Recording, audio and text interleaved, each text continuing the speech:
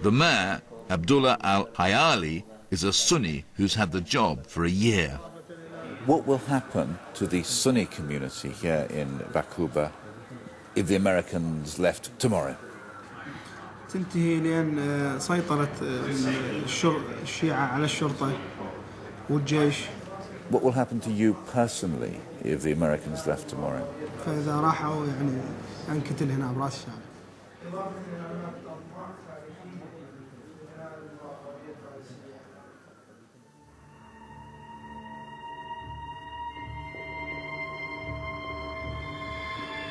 Our goal is a democratic Iraq that upholds the rule of law, respects the rights of its people, provides them security, and is an ally in the war on terror. This national parade ground was at the center of Saddam's displays of power, but in removing him, it strikes me, we've not created but rather discredited democracy.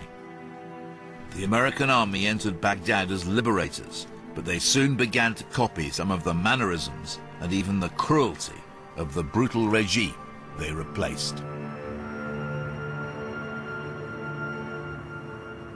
When Abu Ghraib broke, I contacted one of my former contacts in the old Iraqi army and said, listen, you know, this is not what we're about. And he wrote me back and he said, I understand that. We would have expected this from Saddam, not from you. Here's a little secret about America. It's filled with human beings, and they make mistakes. The difference is, in the United States, when people violate our codes of conduct and our laws, we prosecute them. So you can agree or disagree, but the argument that America acts as a lawless nation is flatly contrary to reality. Abu Ghraib, Guantanamo, Bagram in Afghanistan, and other places, secret prisons, if you will, where we have essentially taken that pillar of our power which matters most, our own integrity, and stomped upon it, violated it, and murdered it in some respects. The Iraq project has not simply been a disaster for the Iraqis themselves. It's also done immense damage to Britain and the United States. Our claims to a special moral status look hollow. Our power and influence across the world are gravely weakened. I put it to the Foreign Secretary that the Iraq War has lost us any claim to moral leadership. You must admit that our reputation for supporting human rights, for being decent, has been ruined by the last 5 years. Well, I don't accept your word ruin. What is clear is that any actions that violate our basic principles undermine our position standing for those values. That's different from the words of ruin or defeat or end. So any damage that occurs was of Abu Ghraib, and there has been damage not just to us, but damage to the vast majority of decent Americans' view of what America stands for. The question is, how do you move on from it? We have catastrophically failed to export liberal democracy to Iraq. In part 3, I ask whether instead we haven't very successfully imported terrorism to the streets of Britain.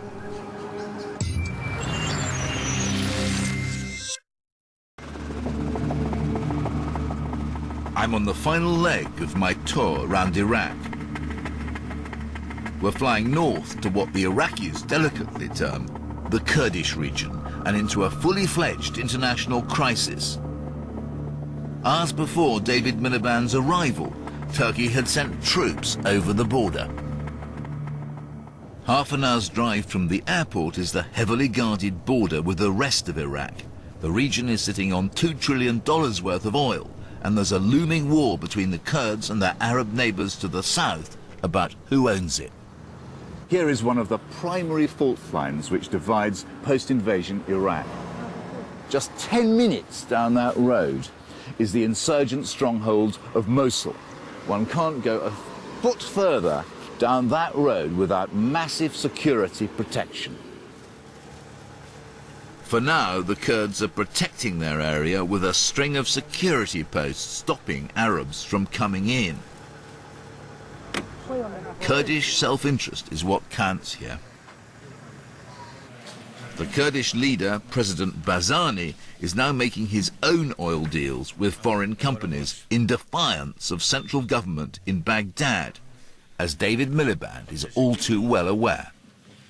We believe that the next year will be a critical year in the development of a post-Saddam Iraq.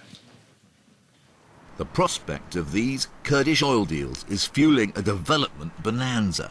Last year alone, $5 billion was invested here. The Kurdish region is booming, it's prosperous, it's one giant success story. But don't think for a moment that this prosperity is a model for a united Iraq. Our invasion has caused a de facto breakup of Iraq. The Kurds have their own economic policy, their own border, and a disciplined national army to keep Arab insurgents out. Anywhere else in Iraq, it would be an act of suicidal insanity to sit outside like this. No body armour, no helmet, just enjoying a quiet cup of coffee. But it's a matter of course here in Erbil. Erbil is not just safer than Baghdad. Consider this. Over the last 3 years, fewer bombs have gone off here than in London. With this in mind, I have one last question about our involvement in Iraq.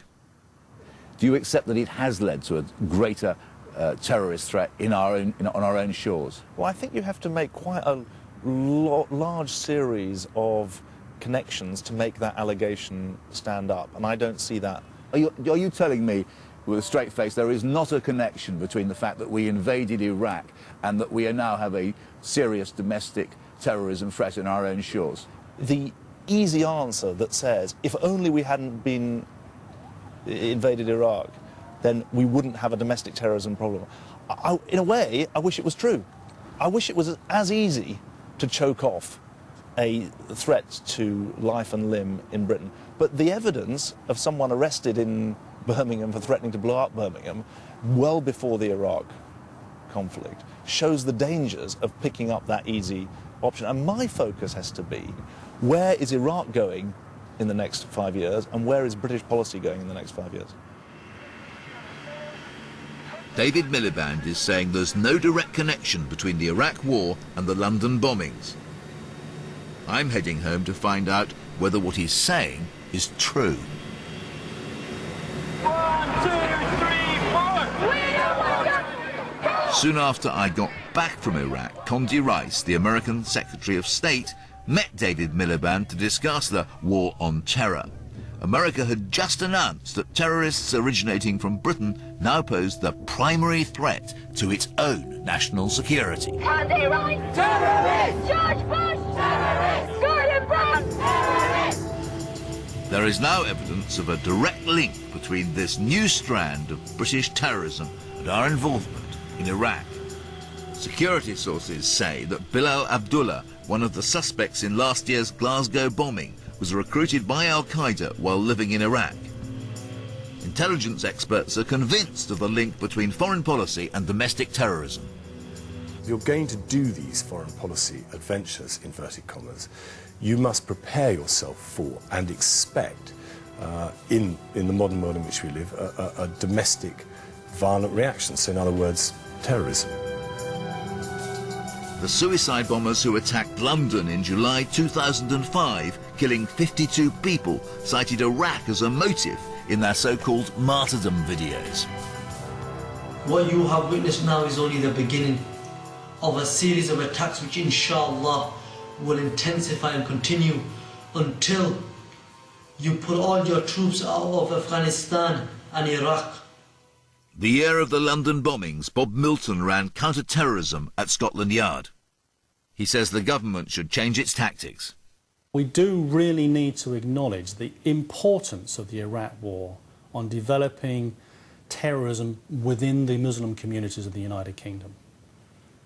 Because the more we try and talk to people and explain our actions, the more they come back to us and say, well, we understand what you're saying, but why are you still in Iraq? Why are you still attacking our people in Iraq? What are you there for? So until we resolve that situation, we will never really reach the people that we want to in the UK and remove their intention to attack us. Rather than doing that, the government has introduced repressive legislation on a scale never before experienced in peacetime. Ministers have created the new offences of incitement and glorification of terror. New attacks on freedom include control orders, but there's more. Parliament is currently considering a government measure which would allow the police to extend the time they can hold terrorist suspects without pressing charges. If the bill goes through, they'll be able to detain suspects for up to 6 weeks, by far the longest time in any democracy anywhere in the world. This would abolish the right British subjects have traditionally had to freedom from arbitrary arrest.